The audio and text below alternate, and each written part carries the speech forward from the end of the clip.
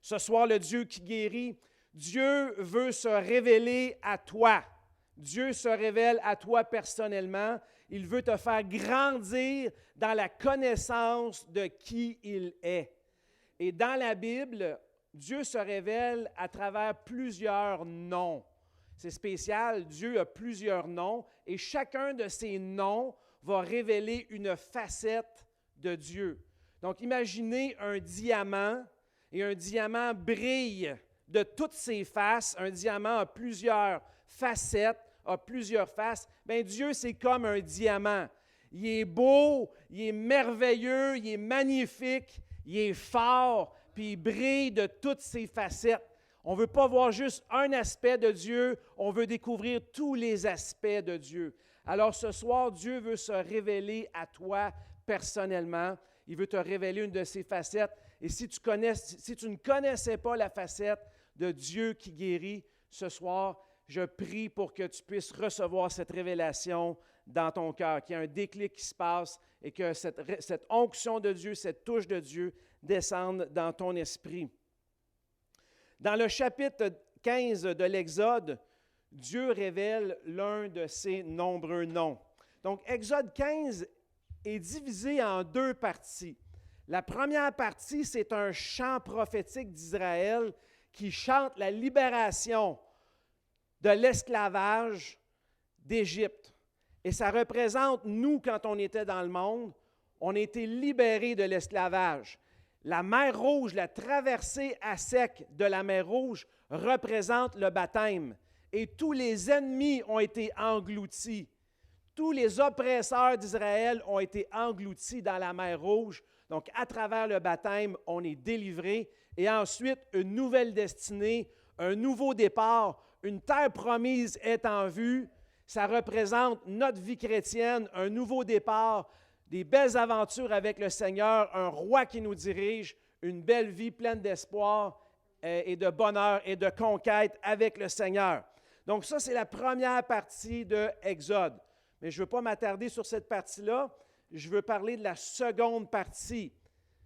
Parce que la première partie, nous parle du baptême, du grand salut en Jésus-Christ.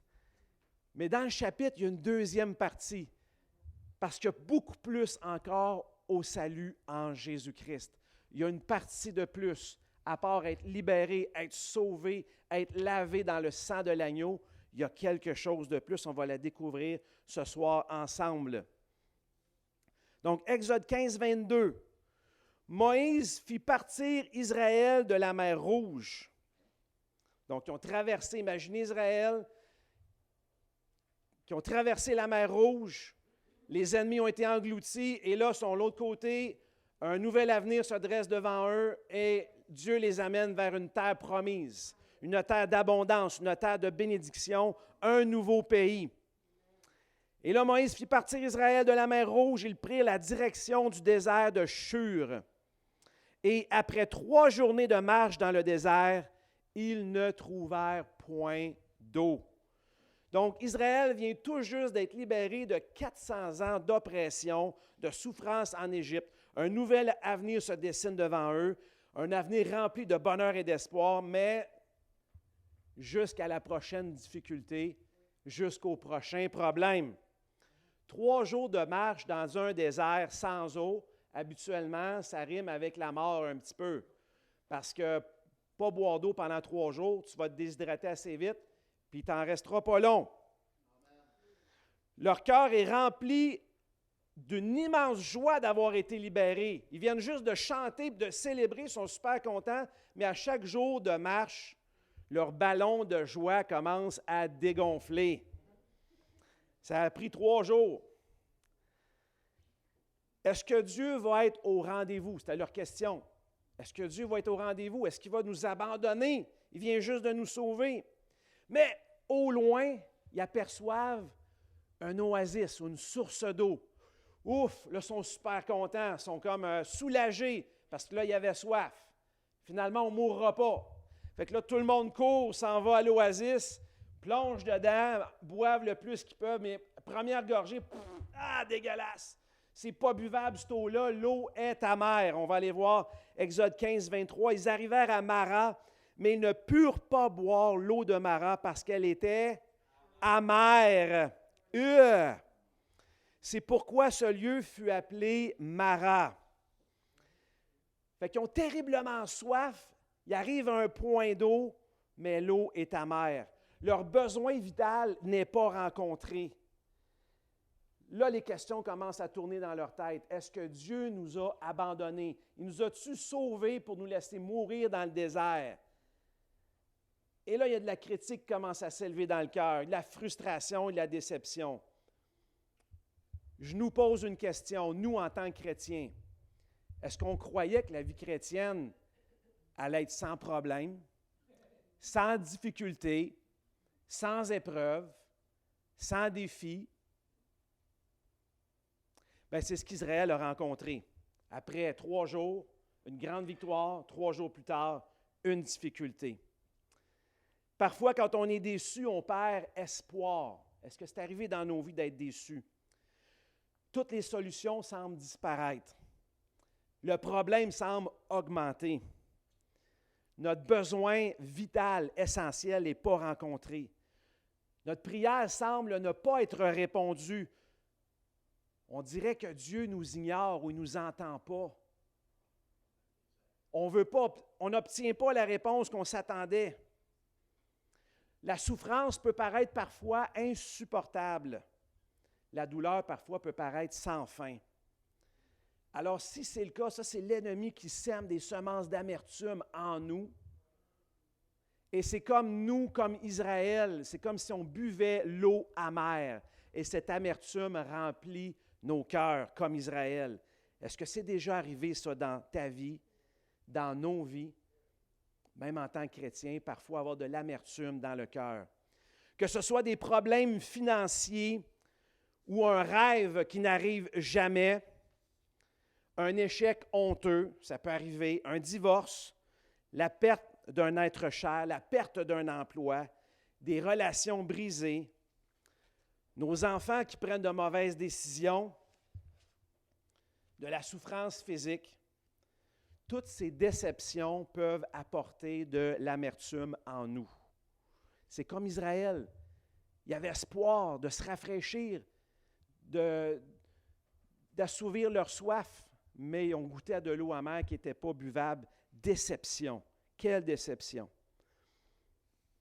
Je vais vous amener au tout début de la création. Au tout début, Dieu a créé un jardin qui était parfait. Un environnement parfait. La relation de l'homme avec Dieu était parfaite. La relation de l'homme avec sa femme était parfaite. La relation de l'homme avec les animaux et son environnement était parfait. Son travail était parfait. Sa nourriture était parfaite. Son corps était parfait. Sa santé était parfaite. Sa paix était parfaite. Son âme était parfaite. Qu'est-ce qui est arrivé? Qu'est-ce qui est arrivé? Cependant, la désobéissance de l'homme a entraîné l'homme et le monde dans une chute. Donc, l'homme, en péchant et en désobéissant, a entraîné non seulement lui-même, mais le monde entier dans la chute. Le péché est entré dans le monde. Parce que Dieu avait donné le monde à l'homme pour le gérer, pour en prendre soin. Et ce que l'homme a fait, bien, il n'a pas pris sa responsabilité. Lui a péché et a amené ce monde dans une déchéance. Donc, ce monde est désormais déchu. Donc, l'homme et la femme ont introduit par leur péché la souffrance, douleur de l'enfantement, de la peine au travail, la pauvreté, des guerres, des conflits familiaux, des divisions, la mort, la maladie. Donc, la vie parfaite sur terre n'existe plus.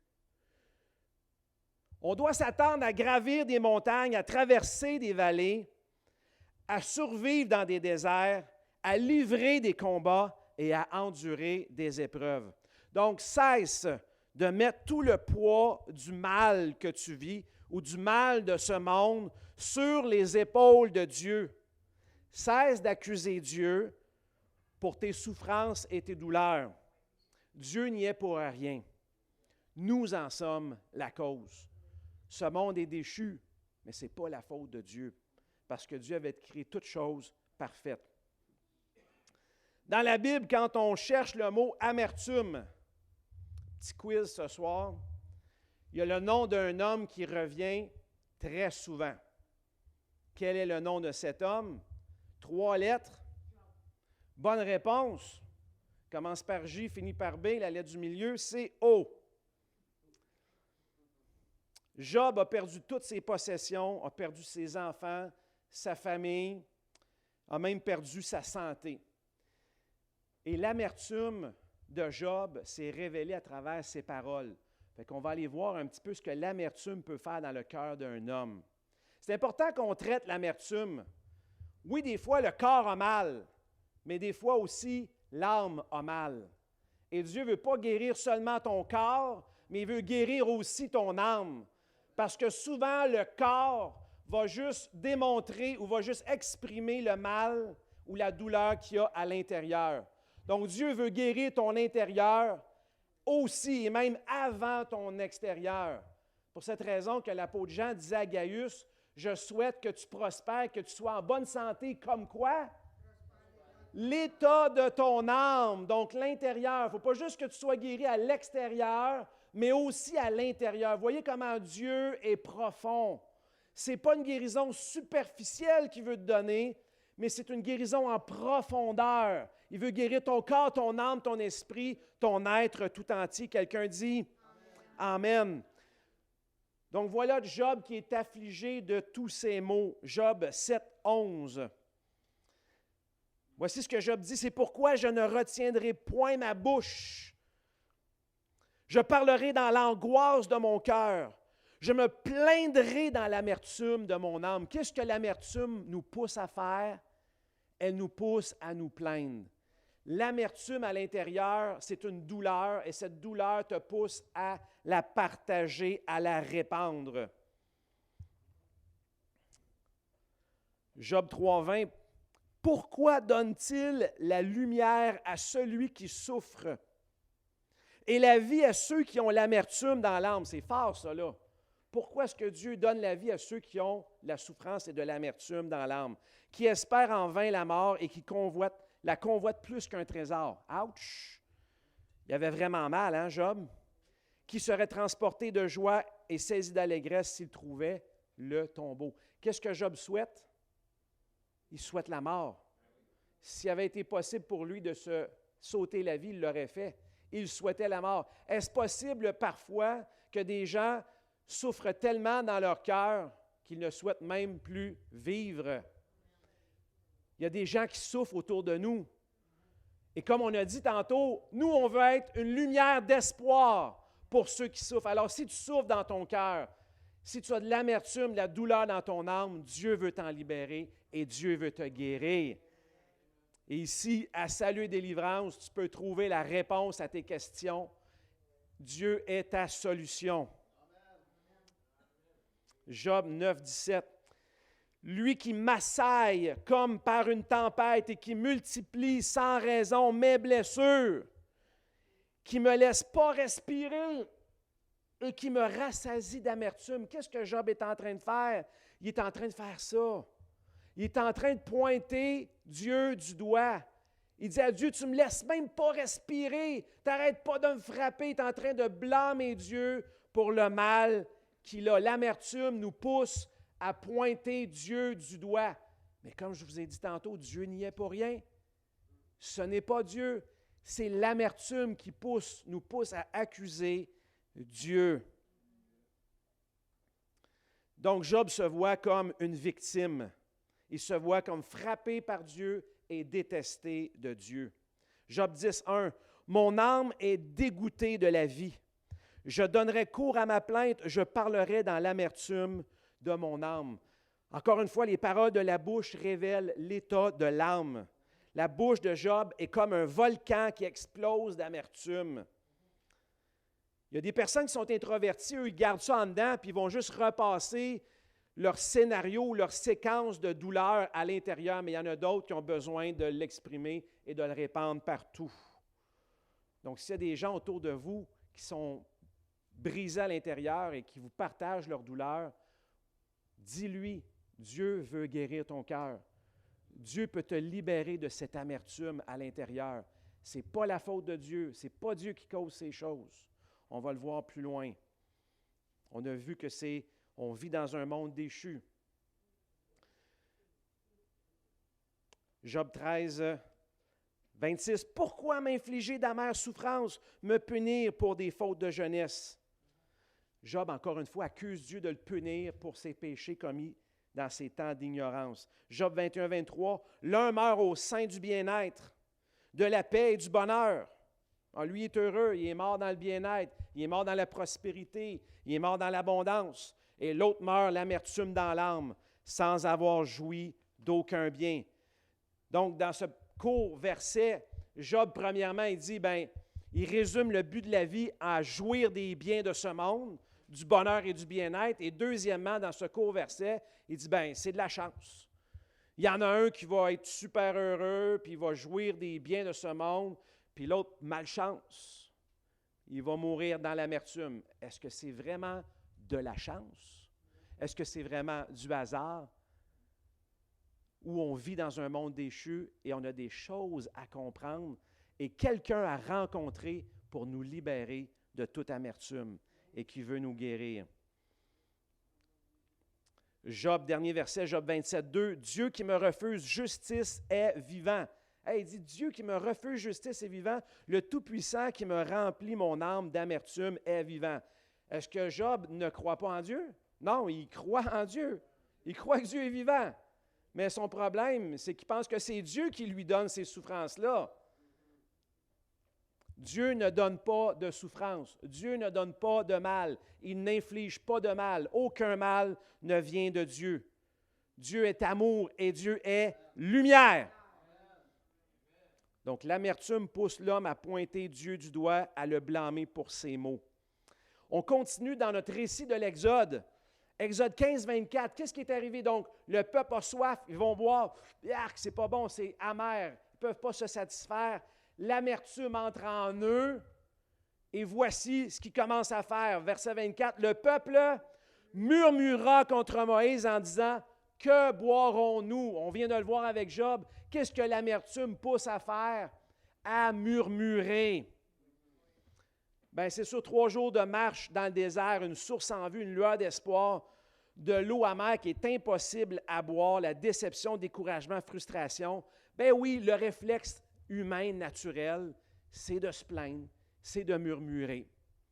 Puis ici, peut-être au Québec, on a un esprit de chiolage à combattre, parce qu'on est vite pour se plaindre, hein? On vit dans l'abondance, on vit dans le confort, puis souvent, une petite affaire, pouf, le réflexe, on va se plaindre, on va chialer, on est vite sur le chiolage.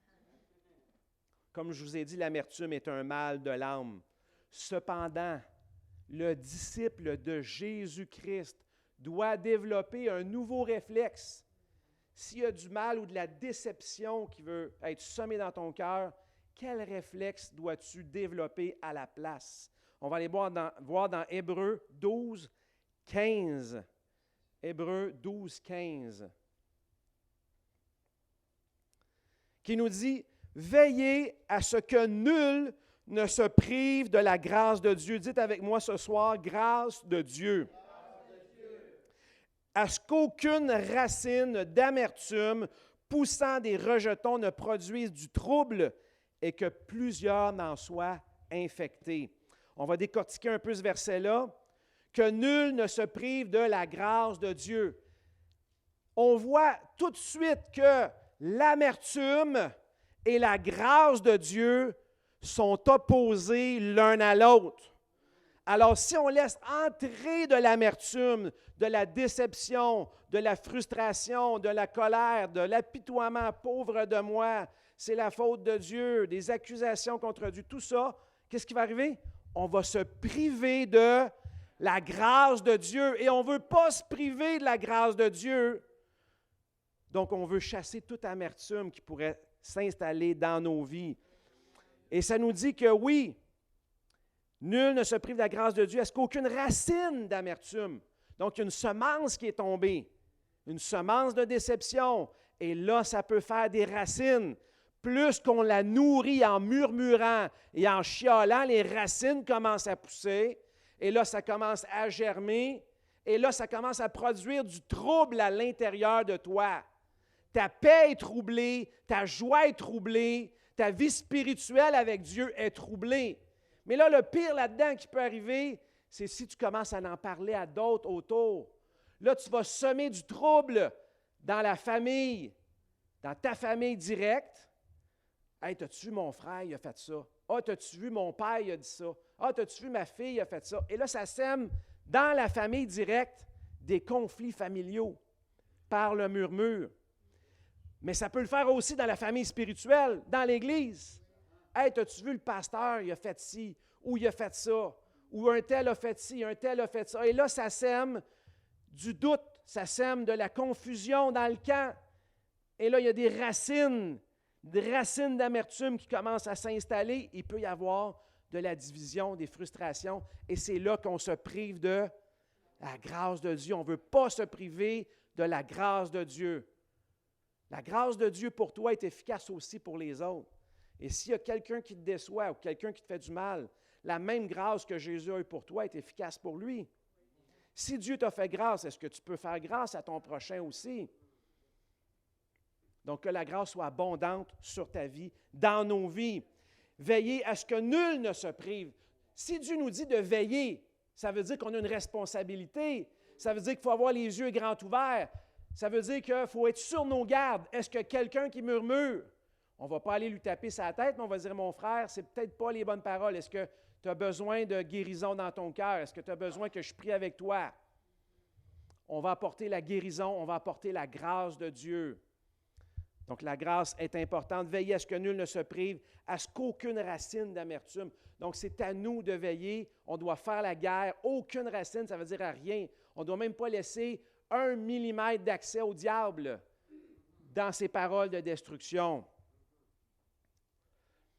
On poursuit dans notre texte. Donc, le peuple a murmuré. Et là, on a des clés, nous, pour ne pas murmurer, pour savoir que ce n'est pas de Dieu. Ce n'est pas propre à un enfant de Dieu de murmurer. Exode 15, 25. Moïse cria à l'Éternel. Donc, on voit dans 24, le peuple murmura, mais qu'est-ce que Moïse fait? Moïse cria à l'Éternel. Je le répète encore, le peuple murmura contre Moïse, mais Moïse cria à l'Éternel. Le réflexe humain normal, ça aurait été le peuple me murmure dessus, moi je leur chiale dessus aussi. Hein? Souvent on est comme ça.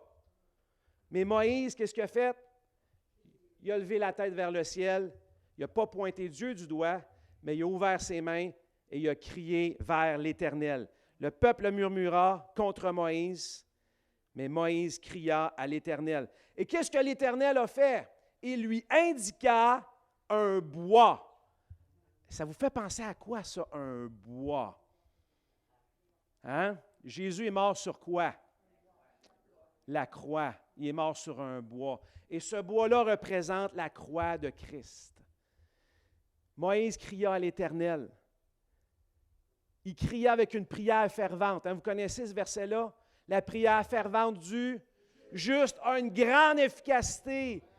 Et dans Hébreux 11.6, celui qui recherche Dieu passionnément, Dieu le rémunère, le récompense. Donc, si tu cherches Dieu passionnément, si tu fixes les yeux vers lui, il va te donner la solution à ton problème. Et ici, la solution, la seule solution, il n'y en a pas d'autre. Son nom, c'est Jésus. C'est lui qui est mort sur la croix pour toi et moi. C'est lui qui a pris ta dette. C'est lui qui a pris ton péché. C'est lui qui a pris ta souffrance. C'est lui qui a pris ta maladie. C'est lui qui a pris tes fautes, qui a versé son sang. Sa vie est dans son sang coulé sur la croix. Et celui qui met la foi dans le sang de Jésus est sauvé, est pardonné de ses péchés, est libéré de sa dette. Celui qui croit en Jésus, que Jésus est le Fils de Dieu, va recevoir aussi son esprit de résurrection, son esprit de vie en lui. Donc Jésus est ce bois que Moïse a jeté dans l'eau. Puis qu'est-ce qui est arrivé avec l'eau?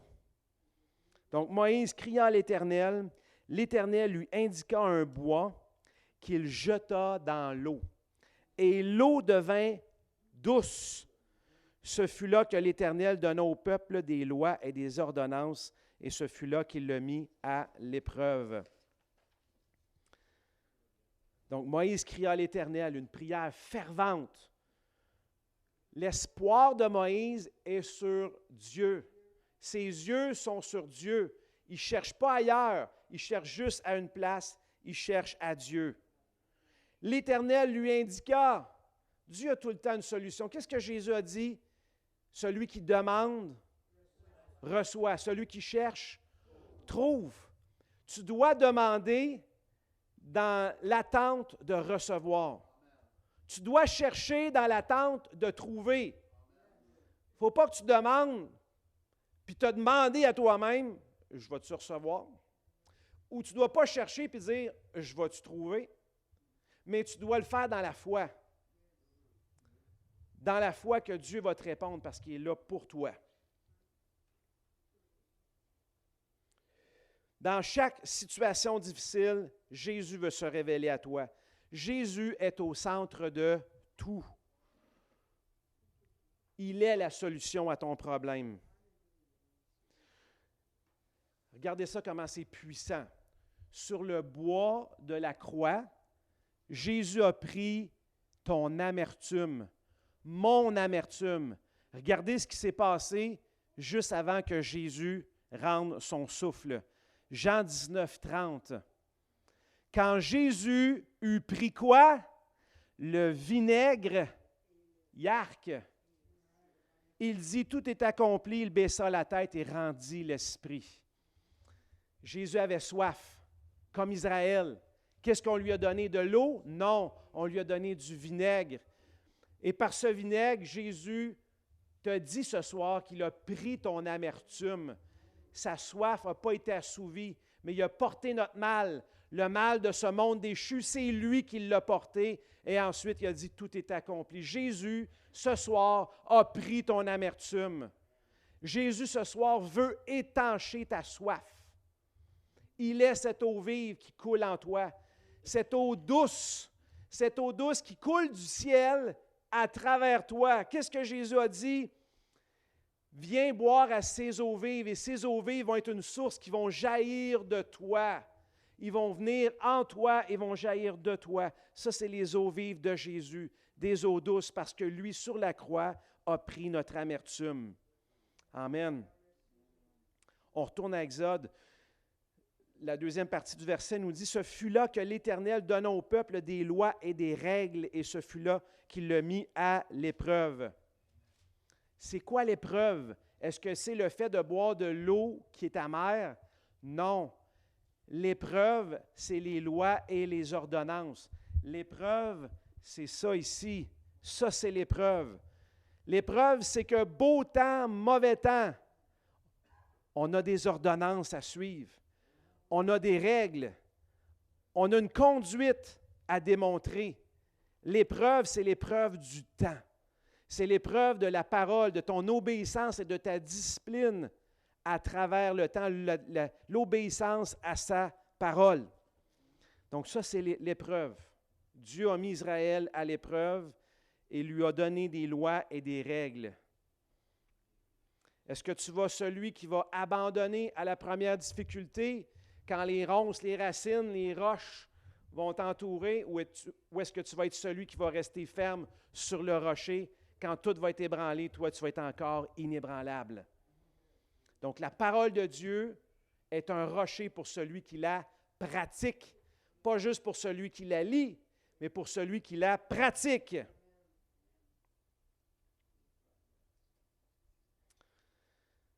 C'est dans le désert que Dieu a testé Israël. Nous aussi, on a un test à passer. On a un examen et Dieu nous examine.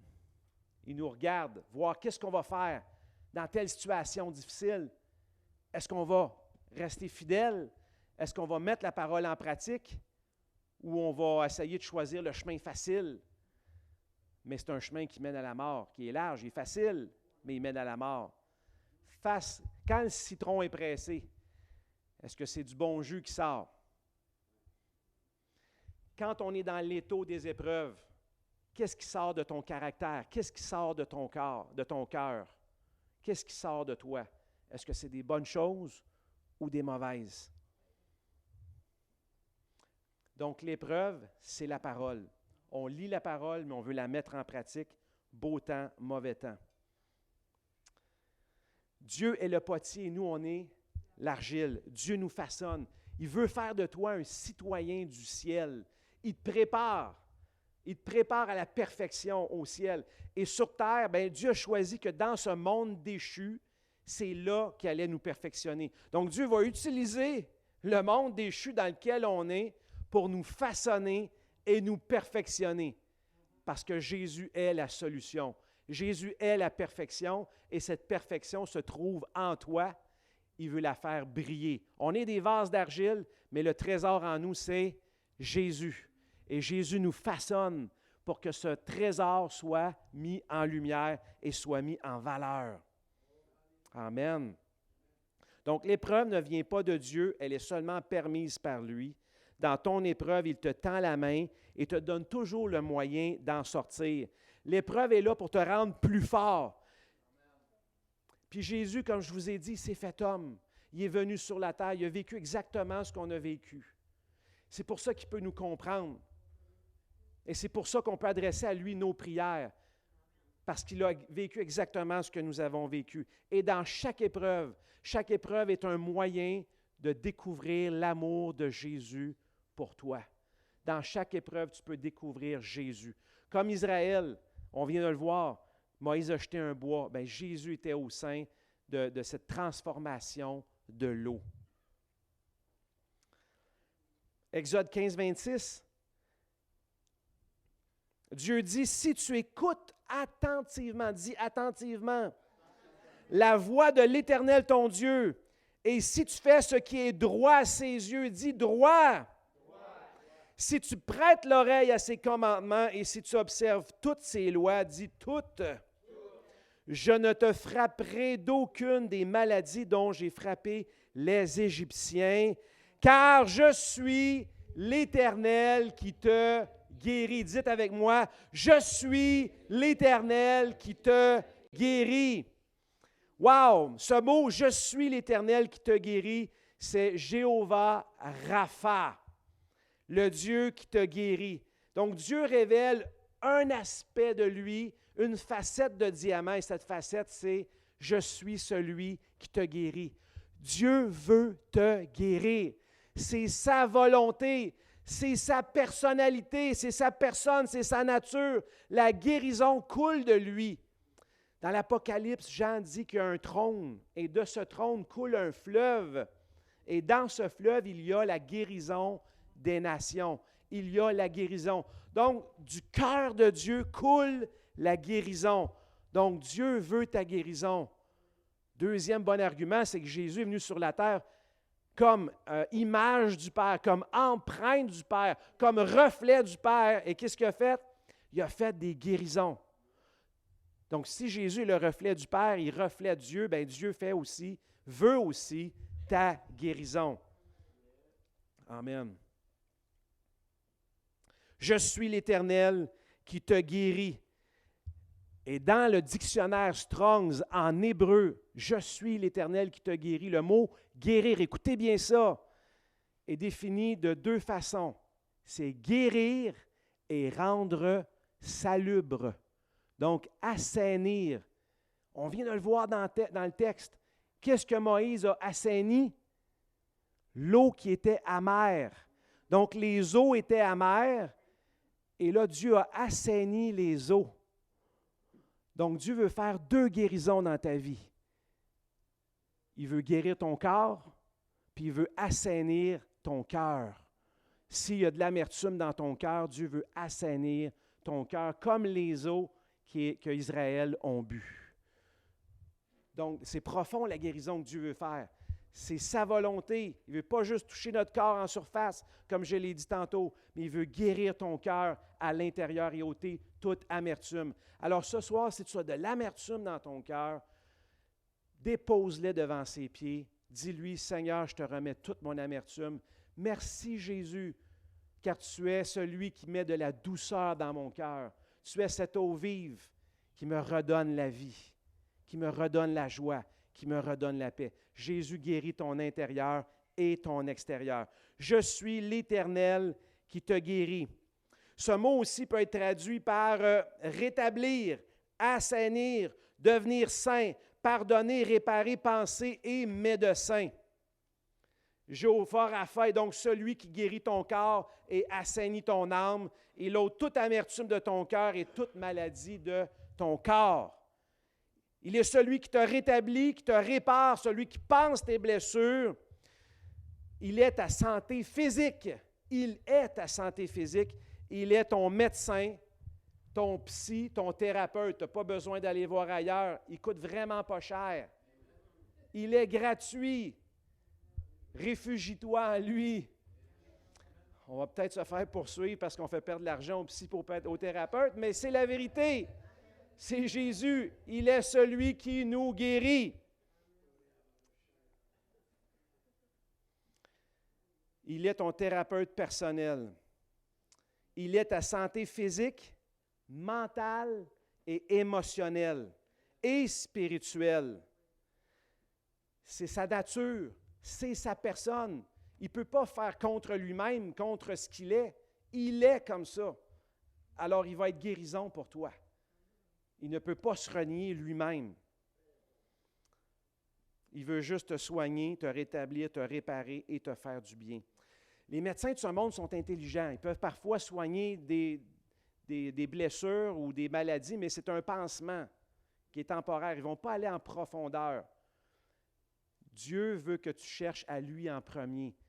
Cesse de chercher à gauche, à droite, tout le tour, partout, sauf à la bonne place. La première personne que tu dois chercher, c'est Jéhovah Rapha, celui qui te guérit, le Dieu qui te guérit. C'est lui que tu dois chercher. Le peuple murmura, mais Moïse cria à l'Éternel. Et Dieu lui a donné la solution. Il a dit, « Je suis l'Éternel qui te guérit. » Jéhovah Rapha peut te guérir en profondeur. Ton corps, ton âme, ton esprit, tes émotions, tout ton être au complet. Jésus est ta solution. Mais là, on voit dans le texte, si tu écoutes attentivement la voix de l'Éternel, ton Dieu, si tu fais ce qui est droit à ses yeux, on voit plusieurs si. Donc, c'est conditionnel. On a un effort à faire, hein? Ce n'est pas un grand-papa gâteau. On a un effort à faire, on a une obéissance à faire. Mais parfois, on peut voir ça de façon, Dieu, il est punitif. Si je ne fais pas ce qu'il dit, il va me punir. Il faut que je fasse ça. Si je ne fais pas ça, on peut voir ça, c'est quand même un Dieu qui est strict, un Dieu qui est sévère. Mais on va aller un petit peu plus loin avant d'affirmer ça. À première vue, ceux qui regardent la vie chrétienne en surface peuvent penser, oui, que Dieu est punitif. Puis que le style de vie de chrétien, c'est plate parce que tu ne peux rien faire. Il y en a beaucoup, vous avez déjà entendu ça. Mais ce n'est pas pour rien. On sait qu'on a des règles à suivre. Mais ces lois sont spéciales, ces règles sont spéciales, c'est les lois de Dieu, c'est le commandement de Dieu. Est-ce qu'on peut décider de faire confiance à Dieu ce soir et lui dire, peut-être que tu en connais un petit peu plus que moi, peut-être que je peux te faire confiance parce que tu sais ce qui est bon pour moi et ce qui n'est pas bon pour moi. Tu sais ce qui peut me faire du bien et ce qui peut me faire du mal. Est-ce qu'on peut faire confiance à Dieu, que Dieu sait pas mal plus de choses que nous autres? Puis dans le fond, là, il veut juste nous protéger. Il veut juste nous garder. Donc, le Dieu Jéhovah Rapha veut te protéger et veut te garder. Je ne te frapperai d'aucune des maladies dont j'ai frappé les Égyptiens. Donc, l'Ancien Testament nous enseigne que soit que tu es avec Dieu ou soit que tu es contre Dieu. Que si tu pêches, tu es contre Dieu. Puis si tu lui obéis, tu es avec Dieu. Puis si tu pêches et tu es contre Dieu, là, tu as les malédictions puis les maladies. Puis si tu lui obéis, tu es avec Dieu, tu es béni, tu es en santé. Donc ça, c'est l'Ancien Testament qui enseigne comme ça. C'est quand même assez radical, puis c'est simple comme idée. Mais quand Jésus est arrivé, oh, là, il ouvre nos yeux à une nouvelle dimension. Il a déchiré le voile, il a ouvert le rideau, et là, on peut voir de l'autre côté, dans le monde spirituel. Et qu'est-ce qui se passe dans le monde spirituel? C'est que Jésus a dit que nous, on est de Dieu et que le monde entier est sous l'emprise du mal. Fait qu'on voit qu'il y a deux camps. Hop! Il y a un ennemi dans le portrait là, qui veut détruire du monde. Mais nous, en Dieu, on est protégés. Pourquoi? Parce qu'on ne marche pas comme le monde. Ça dit plus loin que celui qui se garde lui-même, celui qui ne pêche pas, celui qui est né de Dieu ne pêche pas et se garde lui-même. Donc, si tu pratiques les lois, tu pratiques les commandements, ce n'est pas parce que faut que tu le fasses, parce que tu ne sais pas pourquoi il faut que tu le fasses, puis la vie chrétienne est plate, puis Dieu va me punir. Ce n'est pas ça du tout. Au contraire, c'est Dieu sait ce qui est bon pour toi et il veut te protéger. Il veut te garder justement des puissances des ténèbres qui, elles, veulent détruire ta vie. Jésus est venu pour détruire les œuvres du diable. Ça veut dire qu'il y a un diable en quelque part qui fait du ravage. Ceux qui ont donné leur vie à Jésus sont sous la protection de Dieu, mais ils ont une responsabilité à faire, de marcher dans la parole et de pratiquer la parole, de faire ce que Dieu demande. Pas parce que Dieu est sévère et il veut nous contrôler, oh non, il veut nous protéger, il veut nous guérir. Est-ce que tu veux la guérison de Dieu? Bien, marche dans l'obéissance et dans la soumission. Écoutez, ce bout-là, c'est vraiment une perle, c'est un trésor. Dieu, quand il a fait les 10 plaies d'Égypte, quand Dieu a manifesté la plaie du Nil changé en sang, manifesté la plaie des grenouilles à profusion, manifesté le soleil qui était obscurci, les ténèbres, manifesté les puces, manifesté les maladies, les bêtes qui meurent, les premiers-nés qui meurent, toutes ces plaies-là, Dieu n'a pas dit « ça serait le fun d'envoyer des grenouilles. Ça serait le fun de mettre tout le monde dans le noir, ils vont se cogner partout. » Il n'a pas fait ça par hasard. Regardez ce qui est arrivé aux Égyptiens. Parce que Dieu a dit « si tu fais ma loi, si tu pratiques la parole, je ne vais pas te frapper de toutes les maladies dont j'ai frappé les Égyptiens. » Bien, les Égyptiens, eux, marchaient dans l'idolâtrie. Ils adoraient des divinités. Et derrière chaque divinité, il y avait quoi? Des démons. Et là, ces démons-là opprimaient le peuple et c'était une porte d'entrée pour que le diable les frappe et les détruise. Regardez ce qu'on lit dans Exode 12 et Nombre 33:4, ça nous dit que Dieu a châtié les dieux égyptiens. Il dit « J'exercerai des jugements contre tous les dieux d'Égypte. » Dieu était très précis dans ses attaques. Les Égyptiens servaient des divinités. Derrière ces divinités, il y avait des démons. C'était un accès pour la destruction. Fait que là, ce que Dieu est en train de leur dire, bien, si vous servez les mêmes divinités derrière lesquelles il y a des démons aussi pour détruire vos vies, bien, moi, je ne peux pas vous protéger, là. Vous marchez contre la parole. Moi, j'ai des lois, des ordonnances pour vous protéger. Vous avez une responsabilité à faire. Si vous pratiquez la parole, vous allez avoir la protection de Dieu sur votre vie. Quelqu'un dit...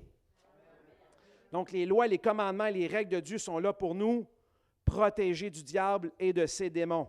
Donc, fais confiance à Jéhovah Rapha. Suis ses conseils. Recherche sa voie. Bon, il y a peut-être quelques personnes qui pourront dire « Bien, je suis encore malade. » C'est possible. C'est possible. Mais comme je vous ai dit tantôt, Dieu cherche à te faire une guérison complète. Pas juste en surface, mais dans ton cœur, dans ton âme, enlever toute amertume. Aussi, dans chaque épreuve, comme j'ai dit tantôt, dans chaque épreuve, tu dois découvrir Jésus. Il y a une révélation de Jésus-Christ pour toi. Job, à un moment donné, dans sa souffrance, c'est tellement beau ce qu'il dit. Dans Job 33, il dit « Par la douleur aussi, l'homme est repris sur sa couche. » Donc, Job voulait être guéri, il n'était pas guéri. Pourquoi? Quand une lutte continue, il vient l'agiter ses os. Alors, il prend dégoût du pain et même les aliments les plus exquis. Ça va mal dans son corps. Sa chair se consume et disparaît. Il est en train de se décomposer. Ses os qu'on ne voyait plus sont mis à nu. Il est comme un squelette. Son âme s'approche de la fosse ou de la mort. Sa vie est sa vie des messagers de la mort. Mais s'il trouve, écoutez le verset 23, c'est la clé. Mais s'il trouve pour lui un ange intercesseur. Qui est cet ange intercesseur? Un d'entre mille, c'est Jésus, qui annonce à l'homme la voie qu'il doit suivre. Dieu a compassion de lui et il dit à l'ange, délivre-le, afin qu'il ne descende pas dans la fosse. J'ai trouvé quoi? J'ai trouvé une rançon. Et Jésus a dit, je suis venu comme une rançon. Jésus a payé la place pour toi. Donc, dans chaque douleur que tu vis, chaque épreuve que tu vis, Jésus-Christ veut se révéler à toi. Dieu veut ouvrir tes yeux à une révélation de Jésus-Christ pour que tu puisses grandir de révélation en révélation dans la connaissance de qui est Dieu. Les épreuves ne sont pas aléatoires. Les difficultés sont là pour nous perfectionner et nous amener plus haut dans la connaissance de Dieu. Puis c'est tellement beau le reste que je vous invite à lire. Et sa chair a plus de fraîcheur qu'au premier âge, il revient au jour de sa jeunesse. C'est tellement beau ce que Dieu fait lorsqu'on rencontre Jésus.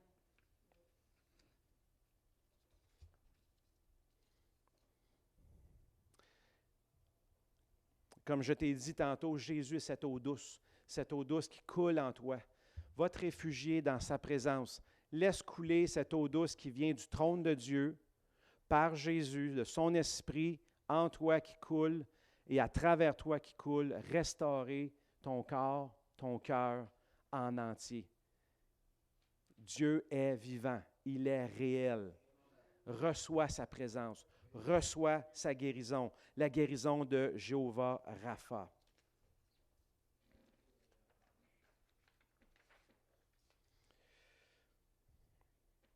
Donc, ne te décourage pas si la guérison ne se manifeste pas tout de suite. Continue à suivre la prescription du grand médecin. Ne murmure pas, mais loue-le mur à mur. Ne murmure pas, mais loue-le mur à mur. Sature ta maison de louanges et d'actions de grâce. On termine avec Exode 15, 27. Ils arrivèrent à Élim, où il y avait 12 sources d'eau et 70 palmiers. Ils campèrent là, près de l'eau. Dieu veut t'amener dans un endroit de bénédiction. Le chiffre 7, c'est la perfection. Multiplié par 10, c'est l'abondance totale. Les palmiers, c'est l'ombre de Dieu. On est à l'ombre de Dieu, à son ombre, à l'ombre du Tout-Puissant. Et les sources d'eau, c'est les sources de vie, les sources de bénédiction. Il y en a 12, une pour chaque tribu. Dieu est un Dieu familial, personnel. Il veut te bénir. Il n'y a pas d'auteur attribué au psaume 91. Le psaume 91 suit le 90. Moïse a écrit le 90, mais on soupçonne que Moïse aurait écrit le 91. Quelques auteurs disent que ce serait Moïse qui aurait été inspiré de ce psaume-là à la suite de son expérience dans le creux du rocher. Donc, imaginez le creux du rocher avec une petite personne dedans qui s'appelle Moïse et Dieu qui dit à Moïse, « Je vais passer. Je vais mettre ma main pour pas que tu me vois, sinon tu vas mourir. » Alors là, imaginez la grande main de Dieu que Moïse voit. Il voit sa main. Et ensuite, Dieu passe, enlève sa main et Moïse voit le dos de Dieu. Moïse est tellement transformé par cette expérience qu'il revient de la montagne, transformé. Il y a des faisceaux de lumière qui sortent de son visage. Il reflète la gloire de Dieu. Ce n'est pas juste son visage qui reflétait la gloire de Dieu, mais tout son être entier, corps, âme et esprit. Le corps de Moïse était touché, tellement touché qu'il était en santé pour 10. La preuve, c'est qu'il a vécu jusqu'à 120 ans. Quel était le secret de Moïse? De se tenir dans la gloire de Dieu. Il se tenait dans la présence de Dieu, à l'ombre des palmiers, à l'ombre du Tout-Puissant, buvant à la source de bénédiction. Qu'est-ce que Moïse a dit? Psaume 91. Celui qui habite sous l'abri du Très-Haut repose à l'ombre du Tout-Puissant.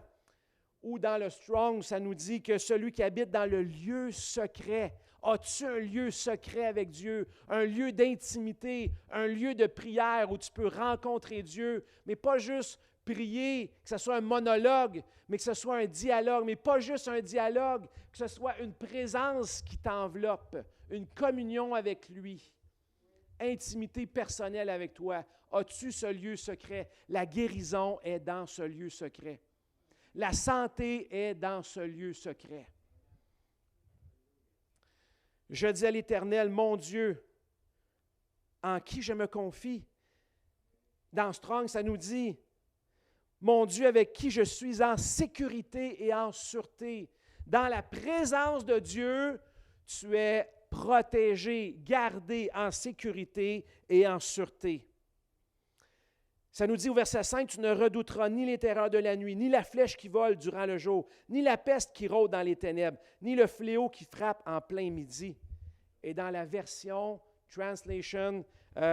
Passion Translation, ça nous dit, tu n'as pas à t'inquiéter, écoutez bien ça, des attaques des forces démoniaques la nuit, ni à craindre les esprits des ténèbres qui viennent contre toi, ne crains rien.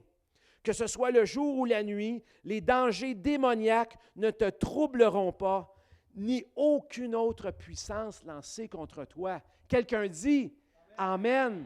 Donc, à l'ombre du Tout-Puissant, à l'ombre de Dieu, dans ce lieu secret, dans le creux du rocher, dans la présence de Dieu, il y a la protection contre toutes les attaques démoniaques, contre toutes les attaques de l'ennemi. Tu es en sûreté et en sécurité.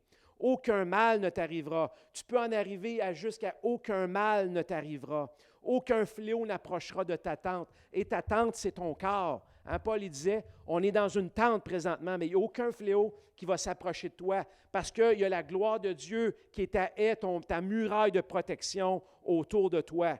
Et tu reflètes la gloire de Dieu. C'est la volonté de Dieu. Car il donnera des ordres à ses anges de te garder dans toutes ses voies, même si tu ne les vois pas, ils sont là. Les anges sont présents ce soir autour de nous. On ne les voit pas, mais sont ici pour nous garder, nous protéger. Ils font du ministère auprès de ceux qui ont hérité le salut et ceux qui doivent hériter le salut. Ils font du ministère auprès de nous. Les anges de Dieu sont ordonnés par Dieu pour nous protéger et faire du ministère avec nous pour le salut des âmes. Verset 14, « Puisqu'il est attaché à moi, je le délivrerai, je le protégerai, puisqu'il connaît mon nom. » Il y a un mot qui est intéressant ici, c'est « puisque ». Puisque. Hein, c'est conditionnel ça aussi. À cause qu'il est attaché à moi. Es-tu attaché à Dieu? Il va te délivrer. Es-tu attaché à lui? Connais-tu son nom? Il va te protéger. Puisqu'il est attaché à moi, je le délivrerai. Puisqu'il connaît mon nom, je le protégerai. Donc, c'est conditionnel. Dieu t'invite à t'approcher de lui et à t'attacher à lui. Dernier verset. « Il fera appel à moi et je lui répondrai, je serai avec lui dans la détresse, je le délivrerai et je l'honorerai. Je le comblerai de longs jours et je lui ferai voir mon salut. Je le comblerai de longs jours. » Écoutez bien ça, Moïse avait 120 ans.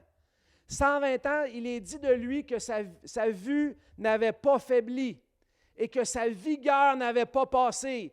Il était encore tout jeune en dedans. Il aurait pu traverser en terre promise puis couper des têtes de géants avec Caleb puis Josué. Il était plein de vigueur. Il n'était pas prêt à mourir. Mais Dieu a dit, tu vas monter sur une montagne, le sommet d'une montagne, puis entre vous et moi, à 120 ans, monter sur le sommet d'une montagne, il faut quand même être en forme, hein? Mais Moïse a tellement été dans la gloire de Dieu, que ce n'est pas juste son visage qui rayonnait, c'est sa santé était boostée dans le plafond, Il avait tous les anticorps possibles, toute la régénération possible. Il avait l'air d'un jeune en dedans, peut-être dehors aussi avec sa barbe blanche. Mais son corps était transformé. Dieu a fait un impact dans sa vie. Puis Moïse était pacté de la gloire de Dieu. Tellement qu'il avait la santé divine. Tellement que Dieu a dit, là, tu vas monter sa montagne, puis rendu en haut, là, tu vas mourir. Dieu a fallu qu'il ordonne de mourir. Tellement qu'il était en santé. C'est marqué.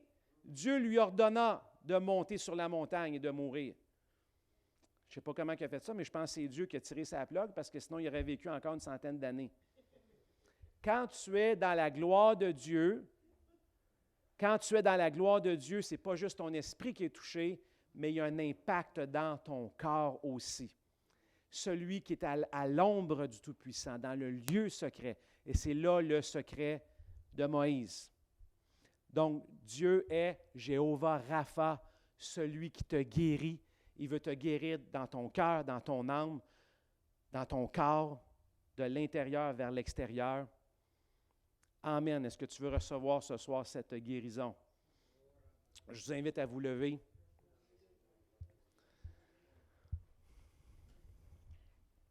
Si ce soir tu as de l'amertume, dépose-la aux pieds du Seigneur. Dis-lui, merci Jésus, tu as pris cette amertume sur la croix. Tu as pris ma place à la croix, tu as pris mes péchés à la croix, tu as pris mes dettes à la croix. Dis-lui ce soir, Jéhovah Rapha, je veux te connaître. Je veux connaître Jéhovah Rapha, celui qui me guérit dans mon corps et celui qui assainit mon cœur. Jésus, révèle-toi à moi, je veux te connaître. Je veux te connaître. Alléluia. Oui, Seigneur, je te prie afin que cette révélation soit ancrée dans nos cœurs, gravée dans nos cœurs. Que nous aussi, comme Moïse, on puisse saisir ce secret, cette opportunité d'aller dans le creux du rocher, dans ta gloire de ta présence, dans ce lieu secret, à l'ombre du Tout-Puissant, et être touché par toi, transformé. Merci pour la gloire que tu déposes sur nos vies. Merci pour ta protection. Merci pour ta sagesse. Et nous voulons mettre ta parole en pratique. Nous voulons traverser toute épreuve avec joie et que tu nous perfectionnes et que tu nous transformes, que tu renouvelles notre intelligence, qu'à travers chacune de ces épreuves, on puisse glorifier ton nom, te louer, garder les yeux fixés sur toi. Tu es Jéhovah Rapha, celui qui nous guérit et celui qui assainit nos cœurs. Que cette révélation soit communiquée à tout ton peuple, toute ton Église, afin que nous marchions dans la guérison et dans la santé divine et qu'on puisse communiquer, transporter cet espoir et chasser l'amertume des cœurs, libérer, guérir autour de nous. Tu nous envoies pour guérir, tu nous envoies pour libérer. Nous avons cette solution en nous, dans ce monde qui est sans réponse. Utilise-nous, Seigneur, par ta gloire. Manifeste ta gloire au milieu de nous. Que tes enfants marchent dans la santé divine, marchent dans ta joie, marchent dans ta paix et soient transformés de gloire en gloire dans ta présence. Merci, Seigneur. Nous voulons te louer, Jéhovah Rapha, le Dieu qui guérit, le Dieu qui guérit. Oui, Seigneur, transmets cette révélation que tu es le Dieu qui guérit, qu'il n'y ait plus aucun doute dans notre esprit, aucun doute dans notre âme, aucun doute que tu es celui qui veut nous guérir et qui nous guérit. Que ta parole soit une ancre dans nos vies, une conviction, une ferme assurance que malgré les attaques, que malgré l'oppression, nous triompherons, nous avons la victoire et nous repousserons l'ennemi. Merci pour ta parole, Seigneur. Merci pour ton esprit en nous. Merci pour cette grande espérance que nous avons en toi. Père, bénis chaque personne qui est ici en ce lieu et ceux qui écoutent. Que ta bénédiction repose sur chaque personne. Bénis-les de tout bien, protège-les de tout mal. Que ton visage brille sur eux et qu'ils reflètent ta gloire. Que ta paix, ta santé, ta prospérité soient avec chaque personne. Et que chacun marche dans ta faveur, sous un ciel ouvert, et qu'il manifeste ta présence. Alléluia. Merci Seigneur Jésus.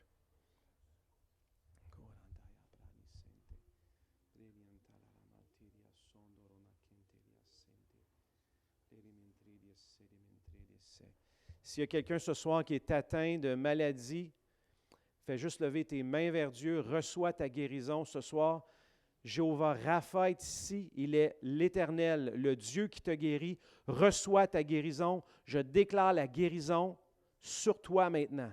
Que Jéhovah Rapha t'enveloppe de sa gloire. Il est le Dieu qui te guérit.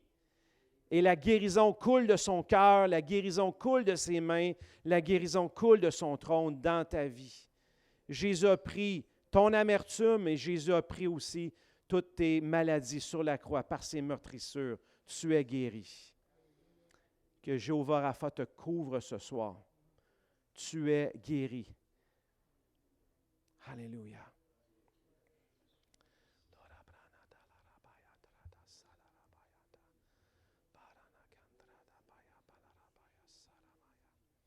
Marchez sous la protection du Tout-Puissant.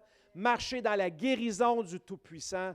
Jéhovah Rapha est sur vous, il vous accompagne. Que Dieu vous bénisse abondamment.